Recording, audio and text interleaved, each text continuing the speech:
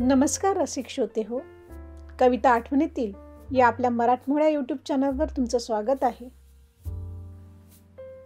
मराठी कविता विश्वात आपल्या शब्दांनी वेगळी छाप पाडणारे आणि गझल सम्राट म्हणून ओळखले जाणारे कवी सुरेश भट यांची एक अतिशय लोकप्रिय आणि आत्मसन्मानाने भरलेली कविता रंग माझा वेगळा आज आपण ऐकणार आहोत. ही कविता म्हणजे केवळ शब्दांची रचना नाही, तर ती एक जळजळीत भावना आहे. आपल्या अस्तित्वाचा, वेगळेपणाचा आणि स्वाभिमानाचा गर्जना करणारा आवाज आहे. स्वतःच्या ठाम विचारावर उभा राहणारा प्रत्येक मनुष्य या कवितेत आपली छाया पाहतो.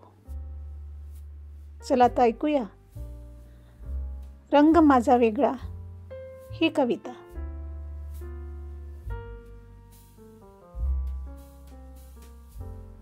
रंगूनी रंगात साऱ्या रंग माझा वेगळा, गुंतूनी गुंत्यात साऱ्या पाय माझा मोकळा. कोण जाणे कुठूनी या सावल्या आल्या पुढे, मी असा की लागती ह्या सावल्यांच्याही झळा. राहती माझ्या सवे ही आसवे गीतांपरी, राहती माझ्या सवे ही आसवे गीतापरी.